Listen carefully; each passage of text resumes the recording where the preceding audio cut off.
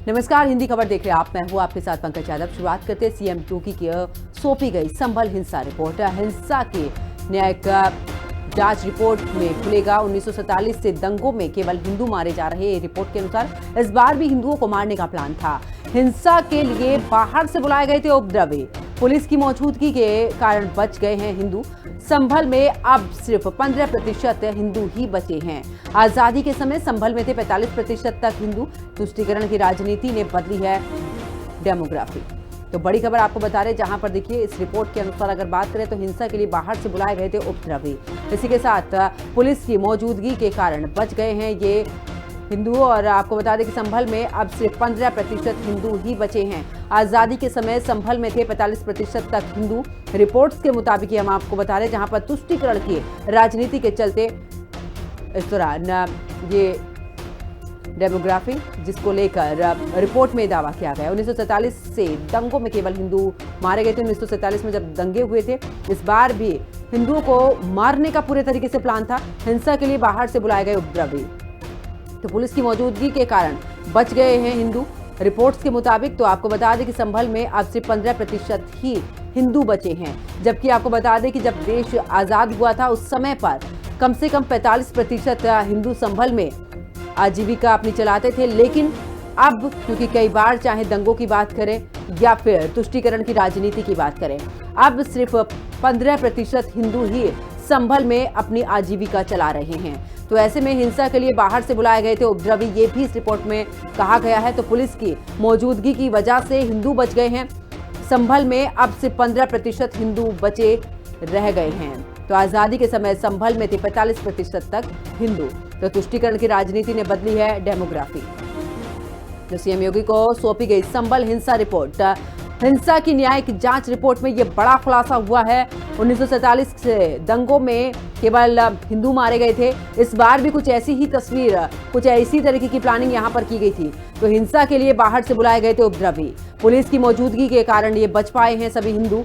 और ऐसे में संभल में अब सिर्फ 15% हिंदू बच गए हैं, जिन पर की पूरे तरीके से यहां पर हिंसा फैलाने की कोशिश की गई थी। लेकिन पुलिस की मौजूदगी ने इन हिंदुओं को बचा लिया है, जो कि इस रिपोर्ट के मुताबिक कहा जा रहा है।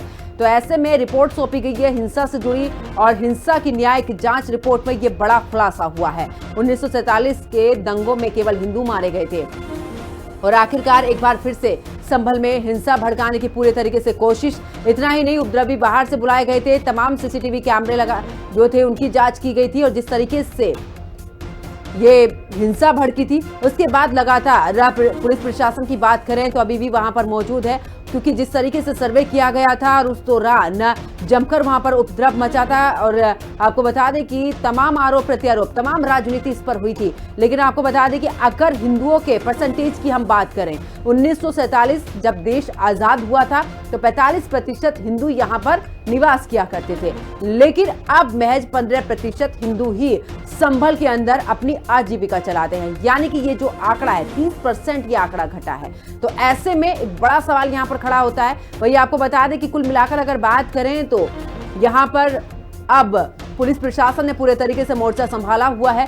लेकिन न्यायिक जांच रिपोर्ट जिस तरीके से सामने आई है, उसमें यह बड़ा खुलासा हुआ है कि बाहर से उपद्रवी बुलाए गए थे, जिन्होंने यहां पर हिंसा भड़काई है। इस बार भी हिंदुओं को मारने का पूरे तरीके से प्लान था, जो कि हम इस रिपोर्ट के मुताबिक आपको बता रहे हैं। पुलिस की मौजूदगी के कारण बच गए हैं ये हिंदू, जो कि रिपोर्ट्स कहती है।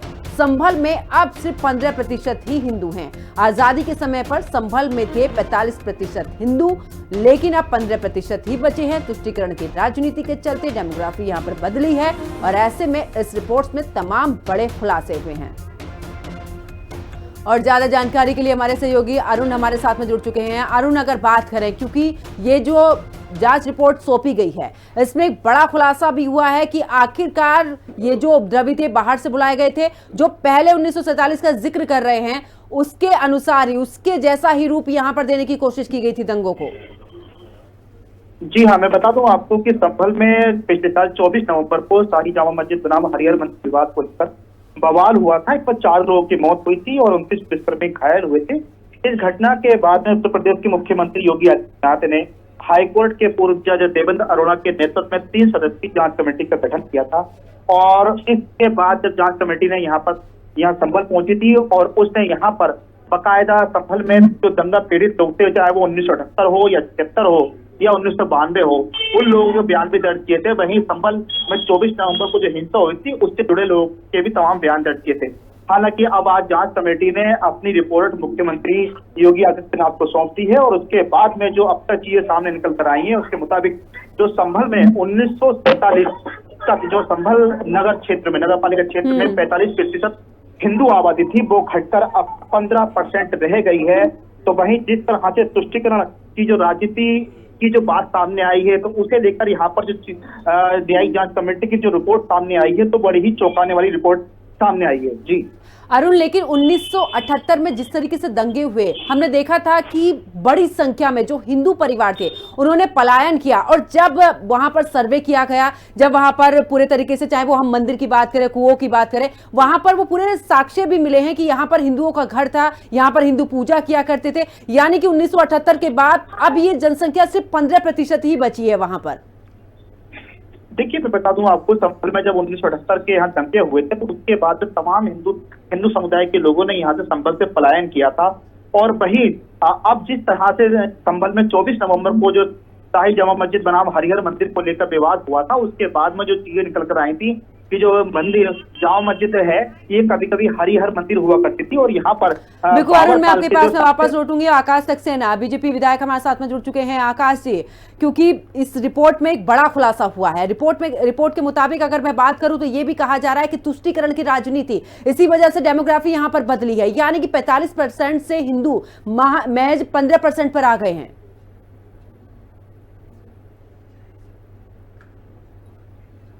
आकाश जी, आवाज मिल पा रही है मेरी? एक बार फिर से जुड़ने की कोशिश करेंगे, संपर्क उनसे नहीं बन पा रहा है। तो आपको बता दें कि देखिए, संभल में जिस तरीके से अब ये रिपोर्ट सामने आई है हिंसा को लेकर, उसमें कई बड़े खुलासे यहां पर हुए हैं। और ज्यादा जानकारी के लिए हमारे सहयोगी विक्रम हमारे साथ में जुड़ चुके हैं। विक्रम, संभल हिंसा को लेकर अब ये रिपोर्ट सामने आई है, बड़े खुलासे इसमें हुए हैं। अगर 1978 की बात करें, 1947 की बात करें, कुल मिलाकर ऐसा ही माहौल यहां पर क्रिएट करने की कोशिश की थी इस हिंसा के दौरान। ये भी कहा जा रहा है कि बड़ी संख्या में हिंदुओं को मारने की साजिश यहां पर रची गई। देखिए, बिल्कुल साफ तौर पर जो रिपोर्ट है उसकी अगर बात की जाए तो 450 पन्ने की रिपोर्ट ये बताई जा रही है, जिसमें कि पूरी तरीके से संभल में हिंसा को आग में झोंकने के प्रयास को लेकर पूरी तरीके से रिपोर्ट में जानकारी दी गई है। और पूरी तरीके से ये बताया गया है कि 24 नवंबर 2024 को ये जो हिंसा हुई थी, इसमें संभल को पूरी तरीके से जलाने का प्रयास बड़े स्तर पर किया जा रहा था। और इस रिपोर्ट में आज तक की संभल के और संभल के आसपास क्षेत्रों में जितनी भी हिंसा हुई है, उनके कारणों के साथ और उन कारणों के आधार पर क्या क्या नतीजे वहां पर निकले हैं, उनकी भी विस्तृत जानकारी पूरी तरीके से दी गई है। साफ तौर पर इस पूरी रिपोर्ट में यह भी बताया गया है कि डेमोग्राफी को भी बड़े स्तर पर संभल की बदलने का प्रयास किया जा रहा था, जिससे कि हिंदुओं का पलायन बड़े स्तर पर संभल से हो। और इस रिपोर्ट के आधार पर अब आगे के मुख्यमंत्री योगी आदित्यनाथ क्या निर्णय लेते हैं, ये देखने वाली बात होगी। लेकिन ये साफ तौर पर है कि पिछली सरकारों में जिस तरीके से बड़े स्तर पर दंगे हुए थे, उसमें संभल की डेमोग्राफी को बड़े स्तर पर बदले जाने का प्रयास किया जा रहा था। अभी हाल फिलहाल अगर बात की जाए तो जिस तरीके से अभी छांगुर का मामला पूरा सामने आया था, उसमें भी ये चीज निकलकर सामने आई थी कि बलरामपुर के आसपास के क्षेत्रों में डेमोग्राफी बदलने का प्रयास बड़े स्तर पर हो रहा था। और ऐसे में अब ये रिपोर्ट एक बार दोबारा से फिर से आई है कि संभल में जो घटना 2024 में हुई, उसमें भी डेमोग्राफी बदलने का बड़े स्तर पर प्रयास किया जा रहा था, जिससे कि हिंदू लोग बड़े स्तर पर वहां पर पलायन करें। और जिस तरीके से अलग अलग दंगे अभी तक की संभल में हुए हैं, उनकी रिपोर्ट के आधार पर कहा जाए तो जो शुरुआती दौर पर संभल में जो हिंदुओं की जनसंख्या थी, वो घटकर अब 14 से 15% बची है। यह साफ तौर पर जाहिर करता है कि एक बड़ी साजिश पूरी तरीके से कहा जाए कि एक धर्म विशेष के आधार पर चलाई जा रही थी, जिसका खुलासा इस रिपोर्ट में हुआ है। देखना यह होगा कि सरकार इस पर क्या करती है, लेकिन एक बड़ा खुलासा जरूर इसको माना जा रहा है। बिल्कुल विक्रम, क्योंकि देखिए, जब देखा था 1978 की, जब इस दौरान अभी हाल ही में जो ये हिंसा हुई थी, इस पर तमाम जिक्र हुए थे 1978 के, कि उस समय पर बड़ी संख्या में लोगों के घर फूके गए थे, लोगों को मजबूर कर दिया था हिंदुओं को कि वो पलायन करें। और देखिए, जब इस बार सर्वे हुआ, भले ही मस्जिद का सर्वे था, लेकिन उसके बाद तमाम साक्ष्य मिले हैं, चाहे वो हनुमान मंदिर की बात कर लें, चाहे वो कुएं की बात कर लें, यानी कि जो लोग वहां पर पूजा पाठ करते थे, जिनका घर था, उन पर जबरदस्ती अवैध कब्जा किया गया था। और अब उसी को लेकर भी क्या इस रिपोर्ट में जिक्र किया गया है? देखिए बिल्कुल साफ तौर पर यही चीज शायद मैंने भी बताई भी कि जिस तरीके से डेमोग्राफी को बदलने का प्रयास बड़े स्तर पर किया गया, उसका सबसे बड़ा हथियार यही था कि जिन जिन जगहों पर मंदिर है या जिन जिन जगहों पर ऐसी चीजें हैं जो धार्मिक आधार पर हिंदुओं के लिए बहुत ज्यादा इंपॉर्टेंट है, उन पर कब्जा किया जाए, उनको खत्म किया जाए, उनको जमींदोज किया जाए। और इसी के आधार पर ये प्रक्रिया लंबे समय से चल रही थी। संभल के शुरुआती दौर की अगर बात की जाए तो शुरुआती दौर में संभल में 45% हिंदुओं की जनसंख्या थी, जो अब घटकर 15% हो गई है। ये बताया जा रहा सूत्रों के हवाले से निकलकर सामने आया है कि जो रिपोर्ट सौंपी गई है मुख्यमंत्री को, उसमें ये चीज मेंशन की गई है कि पहले 45% हिंदुओं की जनसंख्या संभल में थी, जो कि अब घटकर 15% हो गई है। और इसमें सबसे बड़ा हथियार इसी चीज को बनाया जा रहा था कि जो मुख्य प्लेसेस हैं, चाहे वो जिस तरीके से लगातार, चाहे शंकर जी के मंदिर की बात कर ली जाए, हनुमान जी के मंदिर की बात कर ली जाए, जो कुएं निकलकर सामने आ रहे हैं उनकी बात कर ली जाए, पौड़ियों की बात कर ली जाए, ये सारी चीजें जो निकलकर सामने आ रही है, ये साफ तौर पर जाहिर करती है कि इन सभी चीजों को इतिहास से खत्म किए जाने का प्रयास किया जा रहा था, जिससे कि ये साफ तौर पर जाहिर हो। बिल्कुल विक्रम, मैं आपके पास में वापस लौटूंगी, और भी जानकारी आपसे लेंगे, लेकिन इस दौरान अपने दर्शकों को बता देते हैं कि देखिए हनुमान गढ़ी के महंत राज उदास का इस पूरे मामले पर क्या कुछ कहना है, पहले वो सुनवा देते हैं। संभल प्रकरण पे आज जो रिपोर्ट पेश होना था माननीय मुख्यमंत्री जी को, उसमें से कुछ विषय लीक हुआ है। आप देख सकते हो, एक समय संभल की जनसंख्या 45% हिंदुओं की थी, आज 15% रह गई है। ये आंख खोलने की उनको ज़रूरत है जो गंगा जमनी तहजीब हिंदू मुस्लिम एकता की बात करते हैं। और उस रिपोर्ट में और भी खुलासे हुए हैं, कैसे हिंदुओं का यहाँ से पलायन कराया जाए, कैसे हिंदुओं को प्रताड़ित किया जाए, कैसे जहाँ हिंदू चार घर है वहाँ कैसे दंगे किए जाएं, ये सारे के सारे उस रिपोर्ट में आया है। कितनी दुर्भाग्य की बात है। मैं पूछना चाहता हूँ कि जो लोग हिंदू मुस्लिम एकता की बात करते हैं वो लोग क्यों चुप हैं, क्यों मौन हैं। आज देखिए पश्चिम बंगाल में, चाहे वो मुर्शिदाबाद हो, चाहे वो संदेश खाली हो, हिंदू की ही प्रताड़ना होती है।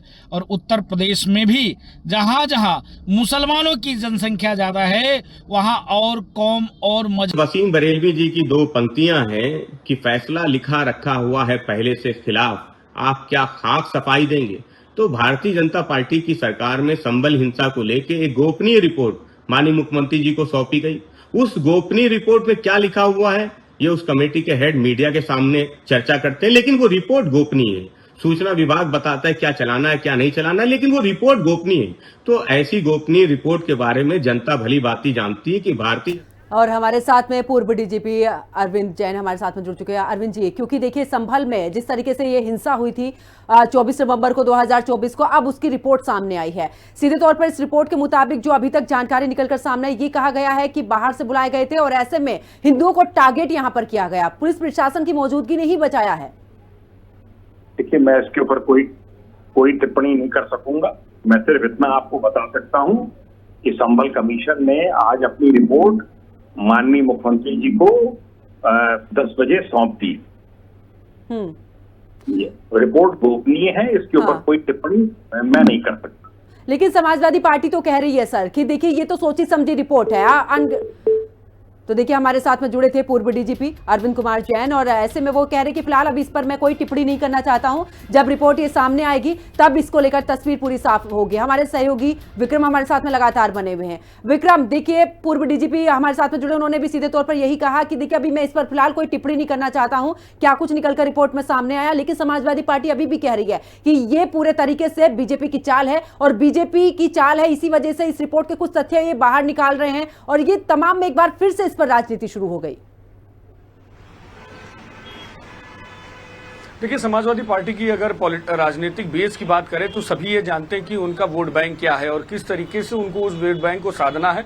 उसी तरीके के बयान पूरी तरीके से समाजवादी पार्टी के सामने आ रहे हैं। इस पर ये एक अलग चीज है, लेकिन अगर साफ तौर पर संभल की रिपोर्ट की बात की जाए तो अभी जो जानकारी निकलकर सामने आई है, एक बड़ी जानकारी निकलकर ये सामने आई है कि हरिहर मंदिर में बाबर काल के साक्ष्य मिले हैं। इस चीज का भी पूरी जानकारी रिपोर्ट में दी गई है। रिपोर्ट में स्पष्ट किया गया है कि हरिहर मंदिर पर बाबर काल के साक्ष्य मिले हैं। हरिहर मंदिर की नींव में बाबरी काल के प्रमाण मिले हैं, जिस पर ऐतिहासिक विवाद फिर से गहरा सकता है। और बड़ी चीज जो हम अभी लगातार बता रहे हैं कि डेमोग्राफिक बदलाव का भी बड़ा सच सामने खुलकर सामने आया है कि 1947 में संभल नगर पालिका क्षेत्र में हिंदुओं की आबादी 45% थी और मुसलमानों की 55% थी। अब हिंदू घटकर 15% रह गए हैं और मुस्लिम आबादी 85% हो गई है। तुष्टीकरण, योजनाबद्ध दंगे और डर का माहौल इस बदलाव के प्रमुख वजह मानी जा रही है। ये बताया जा रहा है कि रिपोर्ट में बताया गया है दंगों की एक पूरी श्रृंखला तैयार की गई थी कि किस तरीके से हिंदू परिवारों को डरा के वहां से उनको भगाना है। इसकी एक श्रृंखला पूरी रूपरेखा तय की गई थी। रिपोर्ट में 1947 से 2019 तक 15 बड़े दंगों के दस्तावेजी विवरण दिए गए हैं। दंगों में सबसे अधिक नुकसान हिंदू समुदाय को हुआ है। ये सभी मुख्य पॉइंट्स जो हैं वो रिपोर्ट में पूरी तरीके से शामिल किए गए हैं। यानी कि कहा जाए कि संभल की पूरी हिस्ट्री आजादी के बाद से किस तरीके से तुष्टीकरण की राजनीति वहां पर हो रही थी, किस तरीके से हिंदू परिवारों को टारगेट किया जा रहा था, किस तरीके से इतिहास के साथ खिलवाड़ किया जा रहा था, किस तरीके से हरिहर मंदिर के नाम को खत्म किए जाने का प्रयास किया जा रहा था। ये सारी चीजें इस रिपोर्ट में बताई गई हैं और साफ तौर पर है इसके बाद शासन स्तर से बड़े एक्शन इस रिपोर्ट के बाद लिए जा सकते हैं। बिल्कुल, और क्योंकि देखिए विक्रम, अभी आपने जिक्र किया कि वहां पर जिस तरीके से हिंदू कह रहे कि यहाँ पर एक बड़ी आस्था थी। अब जब जिस समय पर ये हिंसा हुई थी उस समय पर भी हिंदुओं की तरफ से कहा गया कि मस्जिद का एक ऐसा एरिया है जहां पर कि पहले इस दौरान पूजन किया जाता, कुआं पूजन, जो कि हिंदुओं में माना जाता है, लेकिन धीरे धीरे जैसे ही पलायन होता गया है उस कुआं पूजन को भी बंद कर दिया गया, उसे चारों तरफ से पूरा ढक दिया गया और उसे भी यहां से खत्म करने की कोशिश की गई थी। देखिए बिल्कुल साफ तौर पर जैसा मैंने बताया अभी कि लगातार ये प्रयास किए जा रहे थे कि हिंदुओं को बड़े स्तर पर टारगेट किया जाए और इसी चीज से साफ तौर पर जाहिर होता है कि 1947 में हिंदुओं की आबादी 45% थी जो अब घटकर 15% हो गई है। 15% हो जाने का मतलब ही साफ तौर पर यह है कि जिस जगह पर जिस धर्म या जात के लोग ज्यादा बाहुल्य होते हैं उन्हीं की रीतियों का बड़े स्तर पर अनुसरण किया जाता है। ये जग जाहिर है। जिन जगहों पर भी डेमोग्राफी जिस धर्म की ज्यादा होती है उस जगह पर उनकी रीतियों का पालन किया जाता है और यही प्रयास लगातार इस रिपोर्ट में बताया गया है कि इस पूरी तरीके से प्रयास किया जा रहा था 1947 के बाद कि संभल की डेमोग्राफी को बड़े स्तर पर बदला जाए और कहीं ना कहीं कहा जाए कि बड़े स्तर पर सफलता भी जो लोग थे, जो पूरी कारनामे के पीछे जो लोग थे उनको सफलता भी मिली कि 45% से 15% लोग केवल अब हिंदुओं के संभल में बचे हैं। तो साफ तौर पर है कि 15% जो और 85% अन्य धर्म के जो लोग हैं वो कहीं ना कहीं साफ तौर पर यह जाहिर करता है कि जो रीतियां जो नीतियां हिंदुओं की चलती होंगी वो समय दर समय धीमे धीमे खत्म किए जाने का प्रयास बड़े स्तर पर किया गया होगा।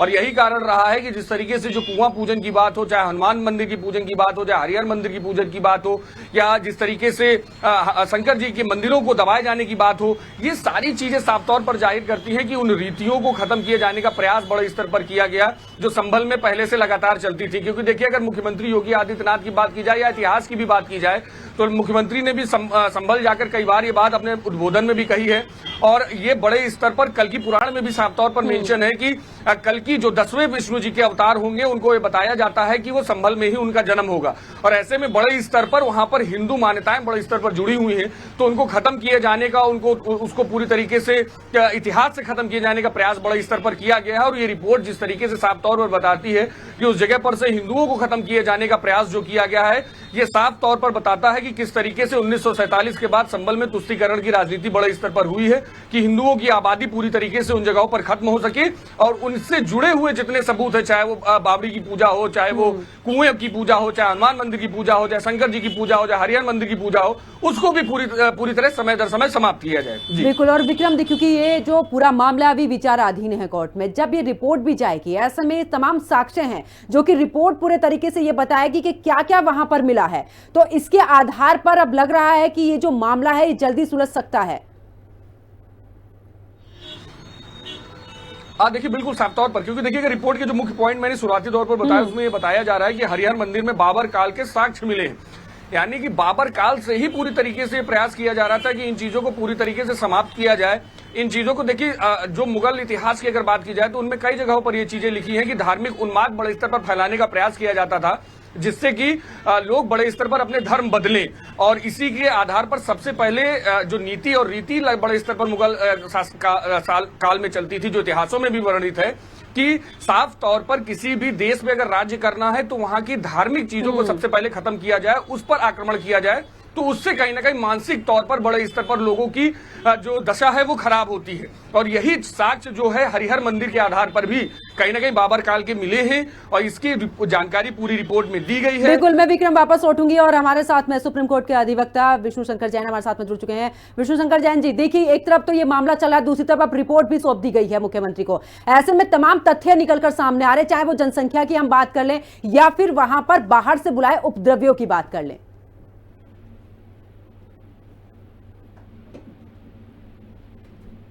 विष्णु शंकर जैन जी, आवाज मिल पा रही है?